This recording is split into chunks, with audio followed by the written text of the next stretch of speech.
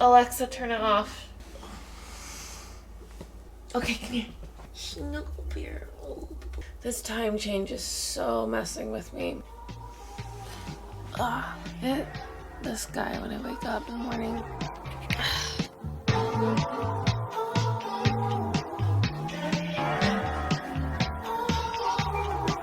Don't get your hopes up. Look around and tell me I'm. We are vlogging, right, Mike? Right? Are we vlogging? Let's go.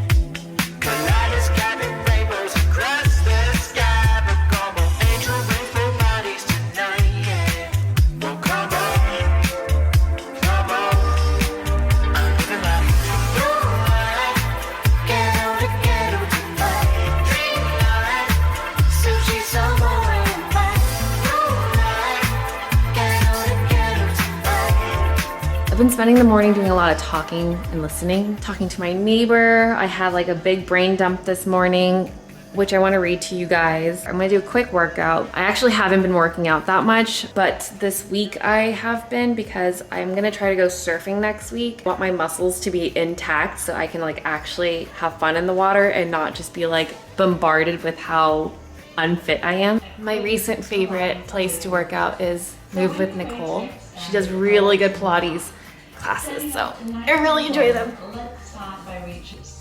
Bend your knees, fold over your legs, and then roll your spine back up to standing. Okay, it's 1 p.m. I need a shower. I don't know how my day just burned through, but I'm gonna take a quick shower. Ugh.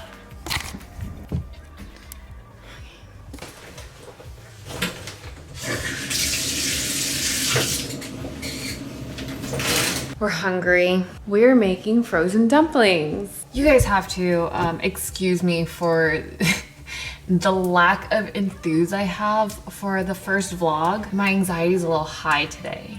So hopefully I warm up throughout the rest of the 2 weeks I'm doing this. But for now, I think eating will help me a lot. What do you want? Come here, come here. Good boy. Whew, okay, I had to put on a little bit of makeup, a pretty dress, just so I could feel a little bit prettier, a little bit more normal. I'm uploading a video right now. By the time you watch this, I've already uploaded this, but I am uploading my food diary video right now. What I should have done this morning, aside from journaling, is write down what I need to do today, because I think I just feel a little scattered brain. I have a lot going on in my head and I'm like leading my thoughts with anxiety right now versus like thought out motions. I've been in a spiral today. We're gonna get to that in a little bit, but for now, I'm gonna focus on getting this video up. Oh boy.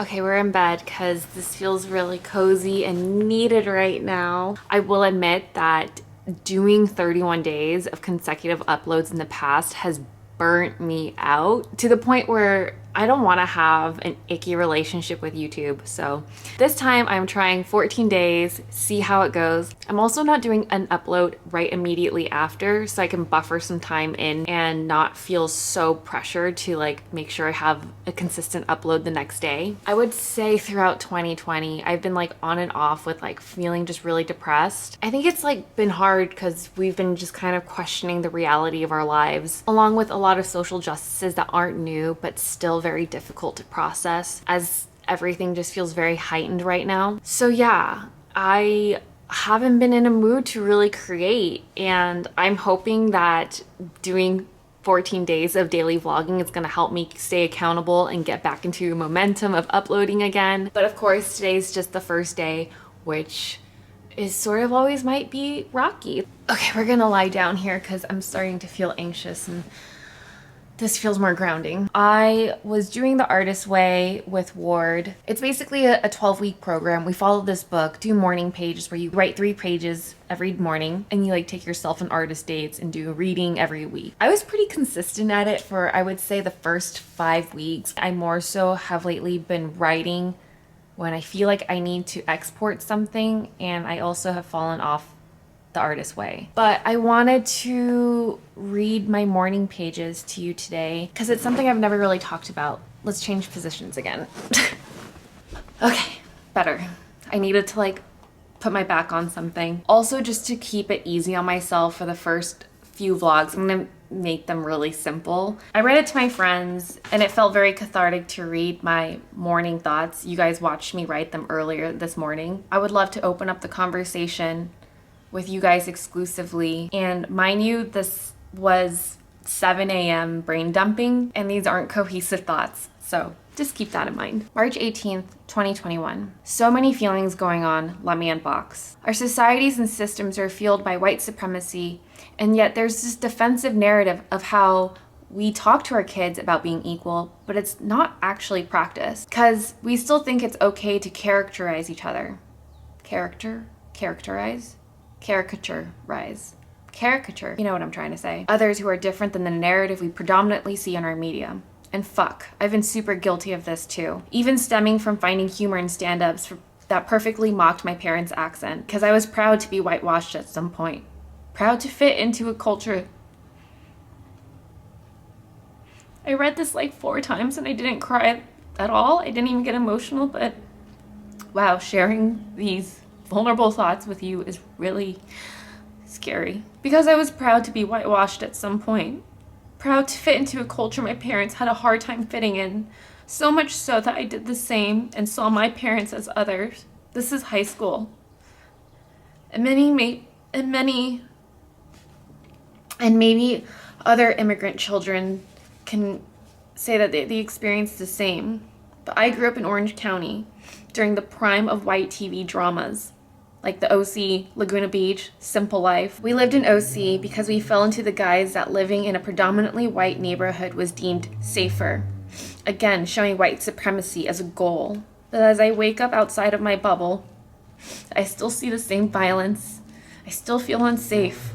But the only difference is it's failed in a system that protects white people, so the microaggressions become a part of the immigrant tax that we pay to fit in. But no one's protecting us.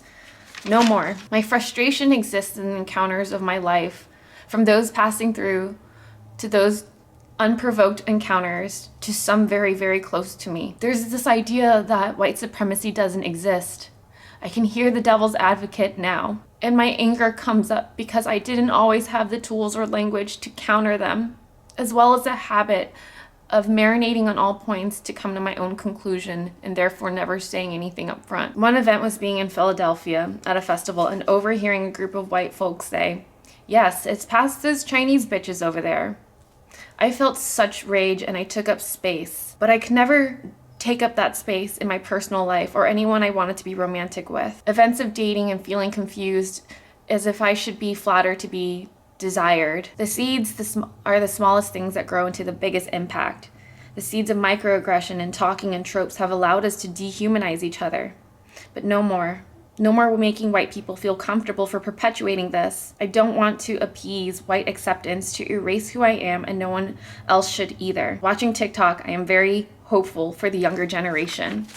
Until I realized that the shooter himself was Gen Z. So we still have a lot of work. And it starts by the words we use and checking on those who abuse it. I love this quote from Celestine. General rule, people don't get to decide whether they are racist. Other people decide this based on their actions. And I don't want to live in a world where we have to dig up evidence to prove someone's racism.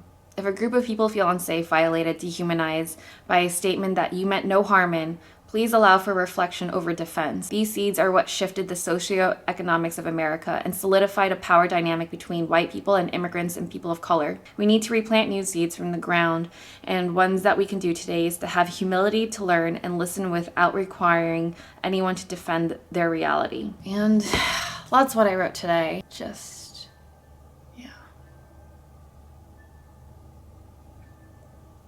Day 1 is off to emotional start. We talk so much about identity, how we perceive ourselves, how we think we show up to the world, how others perceive us, and how we project ourselves onto others. The last year, we've just sort of been identifying the identity, how we show up, unlearning things, unboxing things. I'm gonna log off for the day, and tomorrow will be a new day. Thank you so much for listening and letting me read my brain dump.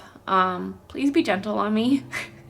I don't know if what I know that there's obviously a lot more I could say or a lot less I didn't have to say, but that's just what I wrote from my heart on paper this morning when I was half awake. This is actually the best way to start catching up again. It's just to like open up the floodgates and like let it hang loose, because we're gonna be with each other the next 2 weeks. So big love, and I'll see you guys tomorrow.